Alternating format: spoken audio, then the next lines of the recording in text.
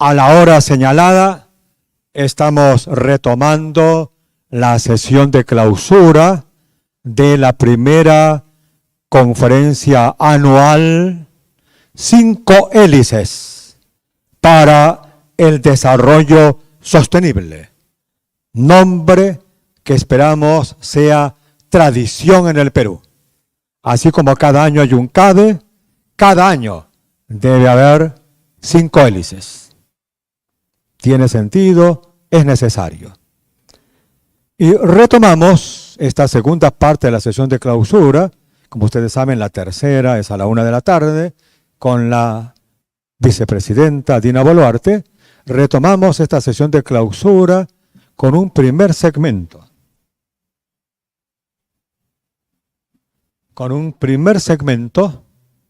Que pues, es muy importante porque tiene que ver con el panorama de la economía. En la mesa de honor se encuentra el señor rector, están los 2 señores vicerrectores y el presidente del Banco Central de Reserva, el doctor Julio Velarde Flores. Aquí a mi costado se encuentran 4 de los mejores alumnos de la Universidad Nacional de Ingeniería. Ellos son de la Facultad de Ingeniería Económica y Ciencias Sociales, de la Facultad de Ingeniería Eléctrica y Electrónica y de la Facultad de Ingeniería Química Textil. Están aquí por sus méritos. Son primeros alumnos de sus ciclos en sus respectivas facultades. Y como estamos acostumbrando, y así lo dispuesto el señor rector, tenemos al comenzar el segmento 1 minuto de la voz de los estudiantes. Y en este caso es la señorita Marifer Orellano. Por favor, Marifer, 1 minuto.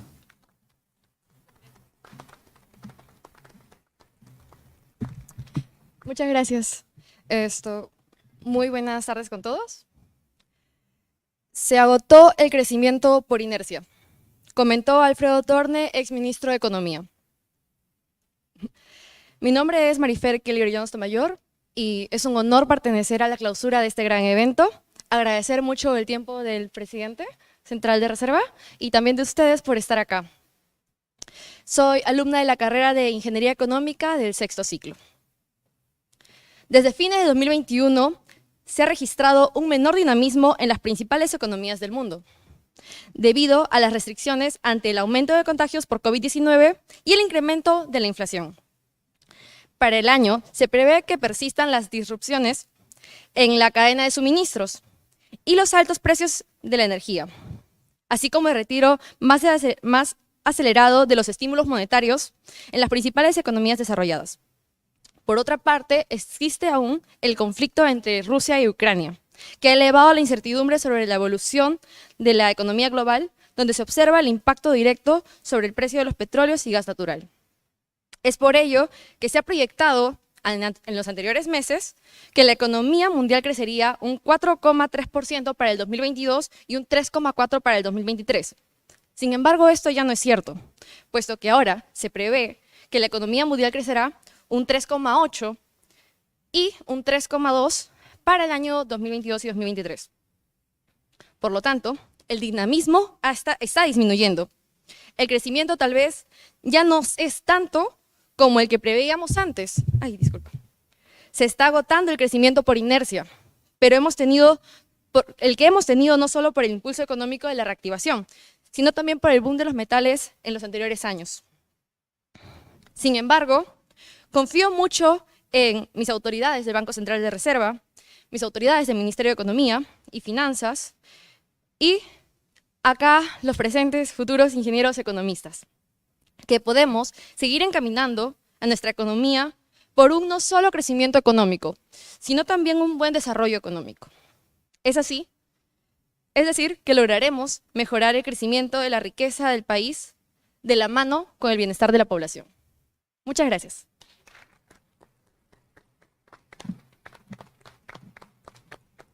Nuestros jóvenes estudiantes están listos, dispuestos a seguir trabajando en tiempos de dificultad.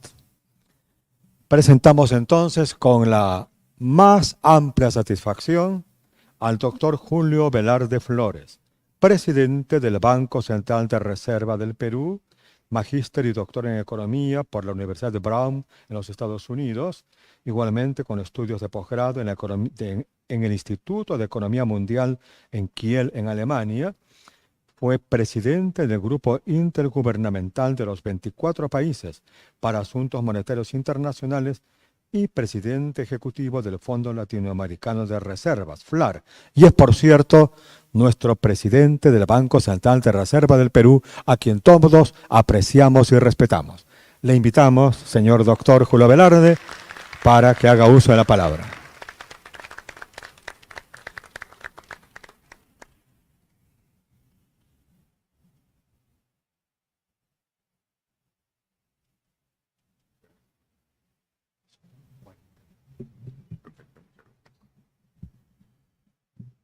Bueno, ante todo quisiera agradecer la invitación de Alfonso López Chao, a quien tengo la suerte de conocer hace más de 40 años y compartí hace 7 años, hace ya, ¿cuánto tiempo? Bastante tiempo, incluso puestos en directorio del Banco Central. Y tengo la oportunidad además de conversar con ustedes en un momento complicado y en un momento también con mucha incertidumbre. Tal vez lo que caracteriza más este momento es incertidumbre. Las proyecciones, no solo de todos los bancos centrales, bancos de inversión, los multilaterales se han venido ajustando. Y realmente, si bien el sesgo probablemente sea a un menor crecimiento o una mayor inflación, la incertidumbre subsiste. Nadie sabe todavía el desenlace del conflicto de Rusia y Ucrania. Nadie puede decir tampoco con precisión cuáles van a ser los efectos de los confinamientos que está habiendo no solo en Shanghái, que se ha relajado algo en Shanghái, sino también en otras ciudades chinas. Y cuánto afectará la cadena de suministro a la que hizo referencia quien me antecedió en el uso de la palabra. Nadie sabe cómo reaccionarán al final los mercados financieros frente a estas subidas anunciadas de la Reserva Federal en su tasa de interés. Y podríamos seguir y seguir, ¿no? Lo cierto es que probablemente el abanico de posibilidades, tanto de proyección de crecimiento e inflación, en el mundo y en cada uno de los países, se ha abierto bastante más. El escenario básico que teníamos para Perú, por ejemplo, se mantiene, pero con una probabilidad menor de que ese escenario central se cumpla. Es decir, la probabilidad de escenarios distintos ha ido aumentando. Sí, vamos a tengo una presentación, pero no tengo alguien de estarlo pasando. La siguiente, por favor. Se ha venido ajustando el crecimiento a la baja. Incluso este crecimiento puede estar sobreestimado, pues hay riesgos claros de recesión. Algo está incorporado en los mercados financieros. Uno puede ver tanto el mercado de bonos como el mercado de acciones con diferentes modelos que la probabilidad de recesión en Estados Unidos está creciendo. Y Estados Unidos, hay que recordarlo, todavía es casi una cuarta parte del PIB mundial. La demanda mundial en gran medida responde a lo que pasa en Estados Unidos. Ya no es 40 que llegó a ser en un momento, pero es casi una cuarta parte del PIB mundial. Y es sumamente importante. Y la recesión puede ser por varios factores. Y en las 3 zonas más importantes del mundo, el caso de Estados Unidos se está notando ya ciertas tendencias a desaceleración. El incremento en los precios de alimentos, energía y vivienda, en el caso norteamericano, y alquileres, está haciendo que la capacidad de gasto de otros bienes disminuya.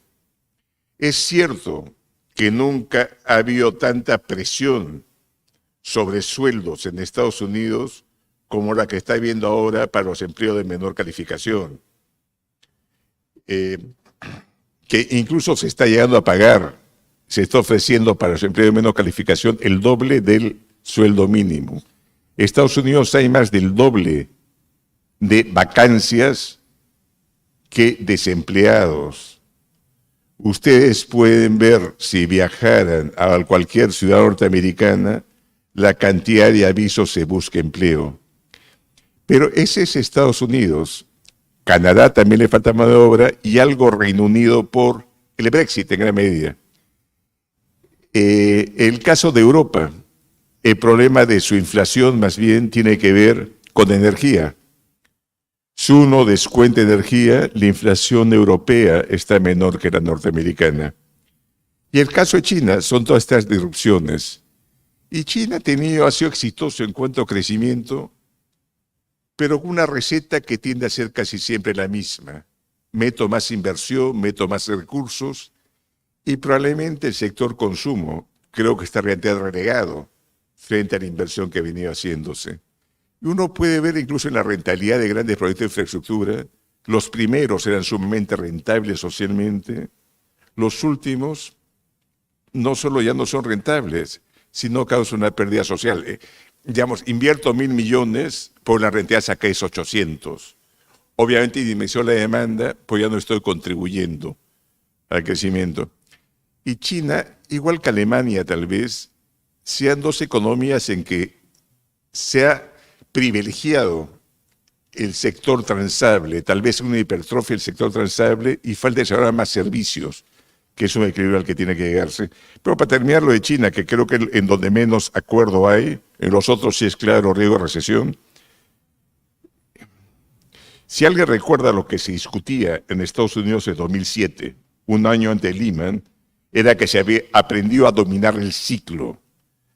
El Banco Central y el Tesoro norteamericano y los economistas habíamos aprendido a manejar el ciclo y tenía Estados Unidos hasta el 2007, hasta 2008, si quieren ustedes septiembre, un crecimiento sostenido, la expansión más larga de su historia, y vino Lehman.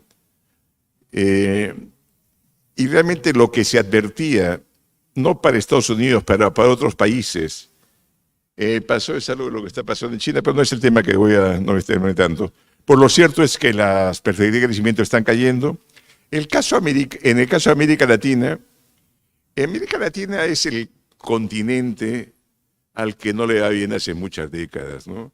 Para ilustrarlo simplemente, en 1980 Asia tenía 32% del producto, Asia tenía 7% del producto mundial. América Latina casi el doble, 12%. Hoy, hace un año, Asia tenía 34% y América Latina 9%, menos del 9% realmente. O sea, el continente que era prometedor hace 50 años, cada vez ha ido quedando más y más y más relegado. Dentro de ese continente que crece poco en la región, nosotros debemos crecer alrededor de 3,4 en nuestro estimado, más o menos al medio de los grandes países. Colombia debe crecer más que nosotros y tal vez Argentina. Los demás países, sí, México, Brasil, Chile, deben tener un crecimiento menor. Bueno, vamos al siguiente cuadro. Estas son los estimados de cómo se va ajustando el crecimiento para Estados Unidos. Como ustedes saben, cada 3 meses en Estados Unidos hay una reunión de política, cada mes y medio son reuniones de política monetaria, pero los puntos, las proyecciones, las hacen cada 3 meses. Se le encuesta tanto a los que votan por decisión política monetaria como a los que no votan, cómo esperan que esté el crecimiento, la inflación, la tasa de interés. Y pueden ver que 7 de diciembre a marzo el crecimiento bajó de 4 a 2,8%. Y la inflación más bien esperada ha subido bastante. Una rebaja en 3 meses de 1,2% de crecimiento es una cifra pocas veces vista y tiene que ver realmente con este cambio de escenario que está vislumbrado completamente. Incluso se han visto la portada de Economist, que estuvo vigente hasta ayer en la mañana. La portada era el dólar, Benjamin Franklin, el dólar, si quiere, cubriéndose la cara, reforzando un poco al Banco Central norteamericano de haberse quedado detrás de la curva, de estar demorando demasiado en subir sus tasas de interés.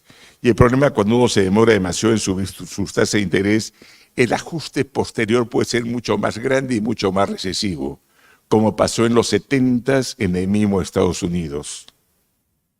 Bueno, si vamos ahora a América Latina rápidamente, creo que estoy hablando demasiado.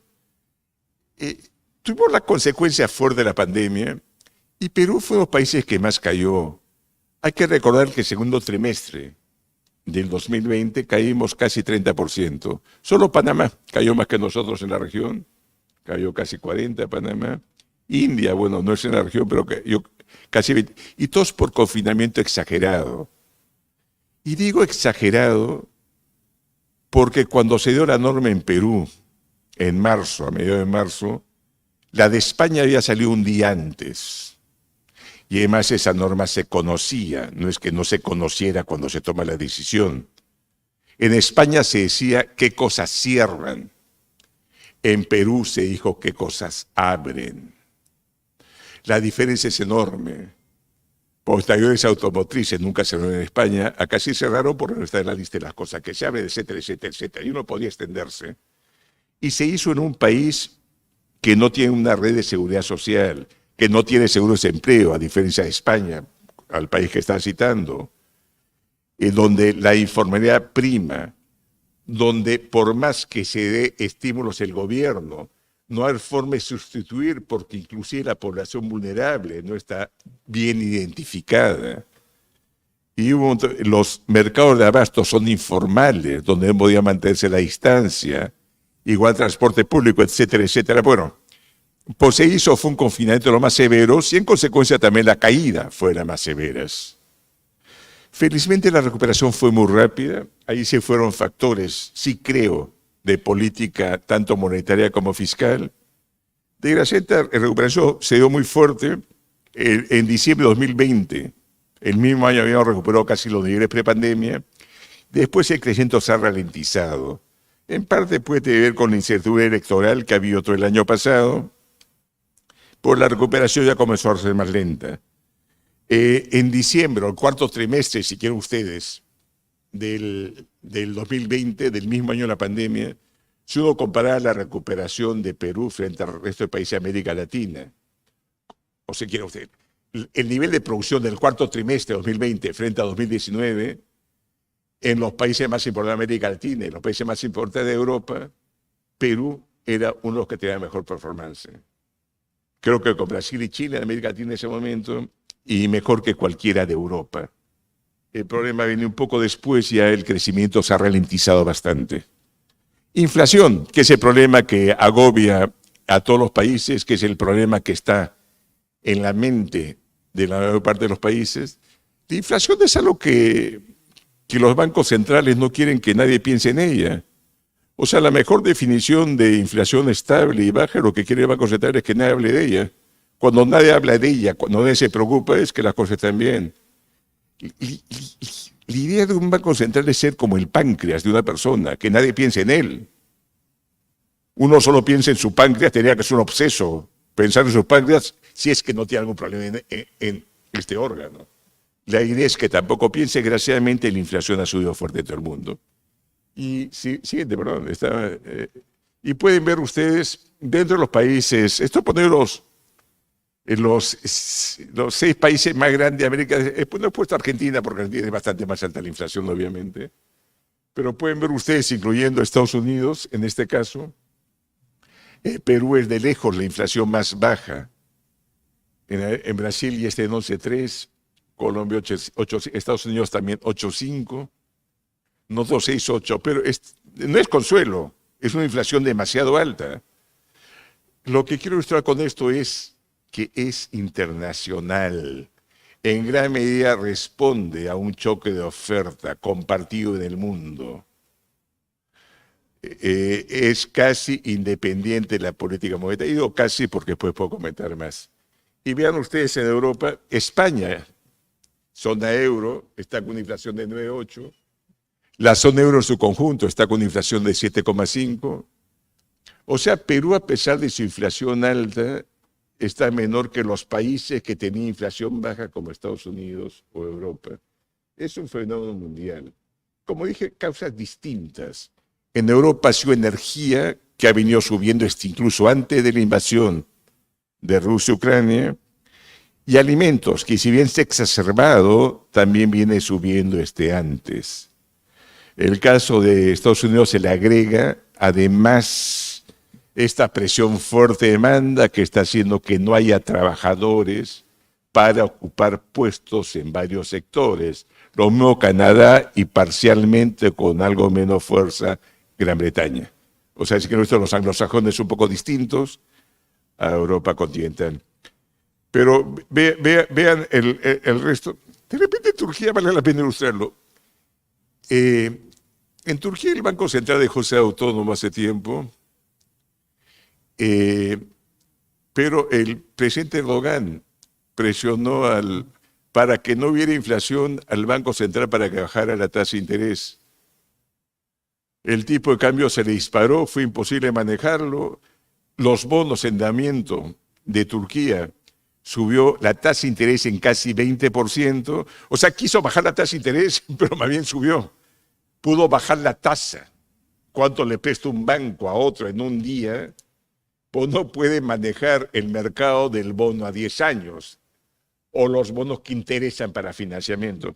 Pero es un caso interesante porque se quiso aplicar, no devaluar, bajar tasa de interés y el resultado fue precisamente el contrario, no 62% de inflación ahora. Bueno, y así podemos seguir con otro país. En Asia recién está comenzando este proceso inflacionario. En parte, mucho tiene que ver con composición de canasta, de consumo.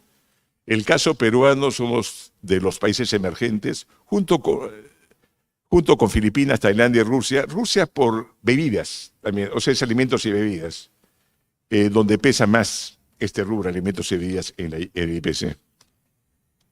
Y de repente, para ilustrar incluso algo más tal vez, cuando sube el trigo, pesa más en el precio del pan en Perú que en Suiza o en Finlandia, que está el mejor acá. La razón es obvia. El sueldo de un panadero en el Perú es el 8, el 10% de un panadero en Suiza. El alquiler de una panadería en el Perú es el 8, el 10% del costo de alquilar una panadería en Suiza. Entonces el componente de trigo dentro de lo que paga el consumidor en Suiza es una cantidad pequeña. En Perú es bastante más alta porque los sueldos alquileres son más bajos. Entonces pesa más el insumo dentro del precio final al consumidor. Pero bueno, son detalles. O sea, Perú incluso le golpea más en cuanto a inflación que en países más ricos. Pero bueno, vamos a la razón de este aumento. Puede verse ahí los aumentos enormes que han habido y he puesto algunos rubros más importantes. El petróleo al fin del 2020 estaba en $48,5. Actualmente está encima de $100. O sea, es un aumento de más de 100%. El trigo, que el diciembre de 2019 está a $177, está a 427 ahora, más del doble. En dólares, el maíz de 148 a 315, más del doble. El aceite de soya de 756 a 1860, 2 veces y media. El índice de fletes, que es el de carga seca que he puesto ahí, podría haber puesto también un contenedor de Shanghái a Los Ángeles, cualquier medida, se han casi duplicado o crecido 150. Entonces, no es sorprender que todos los países estén siendo golpeados. Que sea uno más golpeado que el otro depende un poco de su canasta de consumo. En los países asiáticos, aparentemente es que la rosa subió menos, que pesa más en su canasta de consumo, pero a todos le está golpeando de una forma u otra. El problema es cuando suben estos componentes que son importantes en el gasto de las personas de menores ingresos, ciertamente, se resiente la capacidad para gastar en otros bienes. Y eso viene pasando. El Financial Times puso el domingo, el lunes, atribuía esta pérdida de suscriptores en Netflix a que la gente ya no tenía tanto ingreso disponible como para poder gastar. Exagera, probablemente lo de Netflix probablemente no sea la razón principal, pero ilustra un poco el problema. Si yo tengo que gastar 50% más en comida, me queda menos disponible para estos otros bienes. Eso tiene un efecto contractivo sobre la economía, un efecto recesivo, ¿no? No es tan grave como estoy ilustrando la situación en cuanto a ajuste de gastos, sin te querer ilustrar. Con esto no quiere decir que no sea grave para la gente que está sufriendo el problema. Y bueno, veamos la siguiente, después comento. Acá se puede ver gráficamente en la siguiente el aumento de precios que he comentado. La siguiente, por favor. El aumento de soya, trigo, maíz, petróleo, que son componentes esenciales todos ellos, ¿no? Y vamos al siguiente, precio de importaciones, no ligadas directamente, si bien en algunos de ellos el petróleo es importante. Insumos industriales, esto es el precio de importaciones, plásticos, han subido 42%, hierro acero 46%, papeles 15%, productos químicos, fertilizantes, abonos han subido 151% de estas protestas que ven agricultores, gremios agrarios, etcétera, ¿no? Y parte viene desde antes de la invasión. La invasión de Rusia y Ucrania ha sido como un choque encima de otro choque. Pues ya la situación era preocupante. Y ya todos los países están excediendo su meta de inflación. Prácticamente todos los países de América Latina habíamos comenzado a ajustar, subir las tasas desde varios meses antes de la invasión de Rusia y Ucrania, por el aumento que ya había en petróleo y granos. Lo de Rusia se ha agravado. Y la siguiente, y la razón es que, es la siguiente, disculpe, estaba hablando sin... No, la siguiente. Y ahí pueden ver la importancia de Rusia. Ucrania ha sido siempre el granero de la Unión Soviética o la Rusia zarista, e incluso gran parte de Europa. Incluso la preferencia de Hitler por invadir Ucrania era más para asegurarse abasteciendo alimentos y también energía en ese momento. En Moscú más bien era más control político, ciertamente, ¿no? Pero vean ustedes la importancia que tiene el petróleo, gas natural, pero en trigo. En las porciones de trigo y maíz, en trigo Rusia representa 20%, Ucrania representa 8%. O sea, entre los dos países representan 28% de las exportaciones de trigo. Rusia no se ve afectada y van a seguir comprando. Egipto la ha comprado hace poco, cantidad importante a Rusia. Ucrania, el problema es que tal vez no pueda sembrar, y si no siembra no va a cosechar, y representa 8% del trigo. 8% es un montón. Que falte 8% le puede hacer subir el precio bastante. El trigo de primavera, las siembras comenzaban este mes, abril. Probablemente no tengo la información, pero probablemente no se ha desarrollado gran parte de ella. Ahora, la siembra más importante se realiza un poco más tarde. Por las consecuencias puede ser empezada. Y lo mismo pasa en maíz. Ucrania representa 13% de las exportaciones mundiales. Y en aceite de girasol, la participación, no he puesto Ucrania, pero Ucrania es uno de los principales exportadores de aceite de girasol. Nosotros no importamos aceite de girasol prácticamente, pero si sube el aceite de girasol, afecta el precio del aceite de palma, del aceite de soya, etcétera, etcétera, ¿no? Bueno, decía esto porque si hay una preocupación sobre alimentación en el mundo que se está discutiendo cada vez más. El discurso de Janet Yellen, que fue presidente del Banco Central Norteamericano y era secretaria de Tesoro, el lunes pasado en el Consejo Atlántico, se pasó gran parte del discurso hablando de los problemas de alimentación en el mundo y cómo tiene que buscar afrontarse, porque es absurdo que en 2022 haya hambre en el mundo. Si alguno de ustedes recuerda los trabajos de Amartya Sen, Premio Nobel de Economía, él decía que en democracias nunca ha habido hambruna, porque precisamente la población que vota exige que se satisfaga al menos cosas tan elementales como que no falte alimento.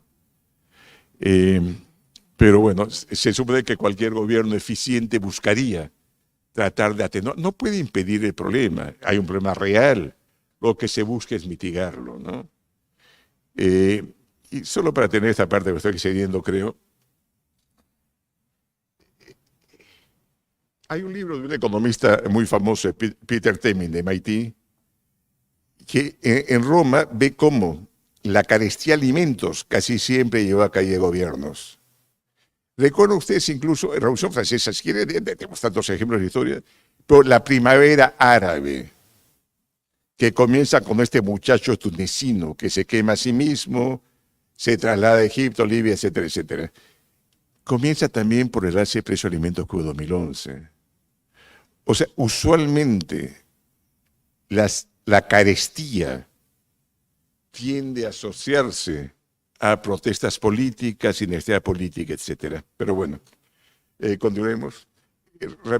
El precio del cobre nos viene beneficiando. Estamos precio históricamente alto en el intercambio, si bien han descendido, todavía estamos por encima de lo que se llama el superciclo de commodities que hubo entre el 2008 y el 2012. Ahora, no es igual, o sea, está golpeando en el gasto este aumento del precio de importación de trigo, petróleo, maíz, soya. El otro se benefician, las empresas se benefician los trabajadores que participan de utilidades, se dirige el gobierno con más impuestos, pero para compensar, el gobierno tiene que gastar eficientemente. Si no gasta eficientemente, uno simplemente tiene el costo que va recortando capacidad de gasto, pues no tiene el beneficio de que se esté gastando un nuevo recurso que está captando. Y se está captando un montón, como veremos luego. Avancemos rápido, porque creo avanzando. Balanza comercial, estamos volando. Miren, ya el 2020 tuvimos récord histórico de superávit comercial. El año pasado tuvimos casi 15.000 millones. Este año esperamos tener casi 17.000 de superávit y el próximo casi 18.000 millones, debido a estos precios altos que estoy comentando. Y las exportaciones, acá voy a poner las no tradicionales. El comportamiento de Perú frente al resto de economía de la región ha sido sumamente importante. En los últimos 5 años, de lejos somos el país donde crece, es la siguiente, perdón. Somos el país donde crecen más las exportaciones no tradicionales. Perú 7, Colombia 7,5, Brasil 0,8. Últimos 5 años. Si vemos últimos 12 meses, Perú y Brasil son los que más crecen. O sea, hay un sector no tradicional que viene creciendo, no commodity, si quieren ustedes, pero todavía no compensa el anterior. Pero bueno, o sea, no solo es precios, es también volumen que viene creciendo. Rápido, siguiente. Bueno, el PIB, el consumo todavía se mantiene fuerte, hay un montón de indicadores, voy a pasarlo rápido. Pero bueno, volvemos a puesto de trabajo. Ya se ha recuperado el empleo total, tanto el empleo total como el empleo privado frente a la pandemia. Febrero 2022 frente a febrero 2020, donde todavía no se decretó confinamiento de la nueva pandemia, y el empleo ha crecido 2,7 y el empleo privado ha crecido 1,1. Ahora, esa sensación no es tan visible en Lima, es cierto, porque Lima todavía está ligeramente por debajo, está ligeramente positivo, no recuerdo en este momento, porque se ha crecido empleo formal en el sector agrario. O sea, fuera de Lima creció más el empleo que en Lima. Pero esto no es consuelo para el que está desempleado, pero al menos puestos formales, y esto es censo, no es encuesta de planilla, y ya se han recuperado, ¿no? Y la masa salarial formal, la siguiente, ha crecido, está ahí, 13,6%. Con una inflación de 6,8%, la masa real ha crecido casi 7%. Eso explica también por qué todavía hay este dinamismo de consumo que estamos comentando, ¿no? Y el otro, el crédito, también viene fuerte. La siguiente, ya no voy a tratar sectores, vamos a la siguiente. El consumo sigue fuerte. Estamos esperando que este año crezca 4,1%. Y todas las señales todavía es que el consumo se mantiene vigoroso. Lo que está débil es la inversión. La inversión estimamos que va a crecer 0 prácticamente, privada. No es que no haya inversión, que muchas veces no se entiende esto. Incluso la inversión este año, comparado frente a 2021, va a crecer 0, pero frente al 2019 va a ser 15% más alta.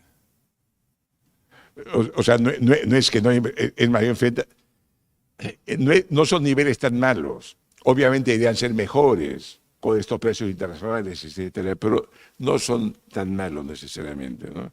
Y vamos, siguiente, finanzas públicas, no lo decía. Hemos reducido el déficit espectacularmente el año pasado. Solo Brasil en tamaño de reducción se nos aproxima. Brasil redujo de 13,3 a 4,4 en 2021. Nosotros lo hicimos de 8,9 a 2,6. Pero no fue por ajuste de gasto, el gasto siguió creciendo. Lo que pasa es que una recaudación impresionante en cuanto a impuestos. Nosotros que seguimos por $20 y liquidez fuertemente los pagos de marzo a abril de impuestos, nos hemos seguido en nuestros cálculos por más de 7 u 8 mil millones de soles, que son cantidades enormes. Realmente el crecimiento de ingresos es masivo. Los ingresos fiscales están creciendo a casi 40%. En gran medida utilidades derivadas de esta renta minera mayor, pero también IGB, porque la economía se recupera y el consumo sigue fuerte. Bueno, para que tenga una idea de la recuperación, a marzo, últimos 12 meses, el déficit está en 1,7. O sea, de 8,9, 2020 a 1,7, es una reducción impresionante, ¿no? Continuemos. Y la deuda se mantiene estable. Básicamente los niveles de deuda que tenemos van a ser los mismos que teníamos antes. Que es una deuda baja frente al resto de la región. Si nos comparamos para proyecciones para este año, estamos en el país que tiene deuda más baja. Chile, que antes la tenía menor, va a tener 3 puntos más sobre el producto. Paraguay, que la tenía menor, no va a superar en 4 puntos, etcétera, etcétera, ¿no? Y ya no hablar de los países que sí preocupan un poco más el mercado, como Brasil, que tiene más del 90% de su PIB en deuda. Bueno, la siguiente. Ahora, de ser un país que no se conocía en mercados financieros, un país que no podía emitir, un país como también los emergentes, donde la literatura tradicional de hablar del pecado original, el pecado original de países como Perú, o Brasil o Chile, no podían emitir en su propia moneda. Lo cierto es que como comenzó a emitir bonos en soles a tasas bastante atractivas, a 30, 40, 50 años. Y hay demanda. Y hay demanda porque confiaban que la inflación iba a estar controlada, etcétera, etcétera, ¿no? Actualmente, casi la mitad de los bonos los tienen extranjeros. Ha caído la proporción. Y está aumentando el rendimiento. Vamos a la siguiente. Bueno, está aumentando el rendimiento. Realmente, una cosa que muchas veces no se entiende es que la mayor parte de los movimientos del tipo de cambio de la tasa interior de los bonos peruanos responde más a tendencias regionales. Si uno ve lo que pasa en Perú con lo que pasa en la mayor parte de los países grandes y medianos de América Latina, sí es más o menos, no siempre, no todos, pero sí es más o menos el mismo camino. Los inversores se retiraron de bonos latinoamericanos el año pasado, excepto Colombia, que se aumentó. Este año comenzó a volver los primeros 2 meses, nuevamente están saliendo, está subiendo el rendimiento en todas partes, solo que en los últimos meses Perú está subiendo más que el resto. O sea, no es que no sea la tendencia, solo que el precio de los bonos peruanos está siendo más castigado. Un factor es percepción de esta política y otro factor es retiro de FPs, no porque quieran las FPs, sino el comprador importante cuando ellos quieren salirse a los extranjeros son los institucionales. Y el único inversión institucional importante que tenemos son las FPs, ¿no? Pero bueno, avanzo rápido. La siguiente, por favor. Creo que estoy casi en el límite. Hemos subido la tasa de interés 9 veces, está en 4,50 ahora. La idea ha sido un poco adelantarnos, cargar un poco al comienzo, primero porque la tasa está muy baja. Tuvimos la tasa de interés más baja de toda la región, 0,25, que nunca hemos llegado. Era la tasa más baja en emergentes en la pandemia. Había que regularizar. Y bueno, y poco a poco lo hicimos. Y la tasa de política monetaria todavía está menor que en los otros países. En Brasil ya llega a 12%, en Perú está en 4,50. Bueno, crédito de empresas. Ha venido subiendo también el de a personas. Continuamos, por favor. Y bueno, y el dólar ha venido siendo más o menos estable. Yo creo que he dicho lo esencial, yo creo que podemos quedar por estar en el límite que veo ahora. Muchas gracias.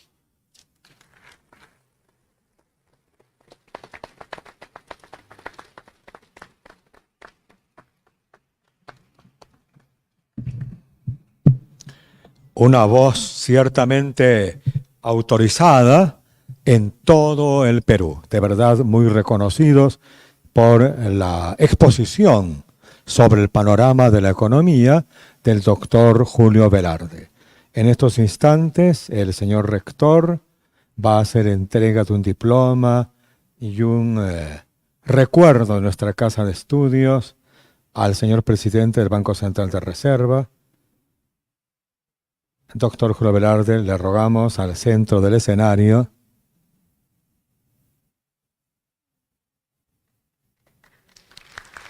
Magnífico. En verdad, la UNI se convierte en epicentro del debate nacional. Así es realmente. Muchas gracias. Ese pequeño presente es una medalla rotatoria. Doctor Velarde, por favor, un momentito más, le rogamos para la vicerrectora y también los jóvenes alumnos, los señores vicerrectores, tómese una fotito, ¿puede ser? Aquí los jóvenes alumnos quieren tomarse una fotito, no puede ser, a ver. Aquí están los jóvenes estudiantes que quieren tener el hermoso recuerdo. Jóvenes, ubíquense ahí, por favor, con los señores vicerrectores, el rector y nuestros mejores alumnos de las diferentes facultades. Palmas, por favor, para todos ellos.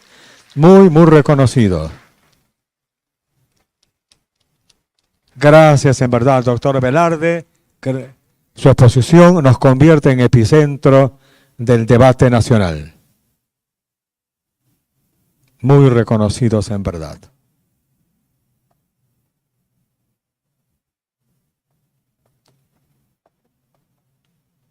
Magnífico.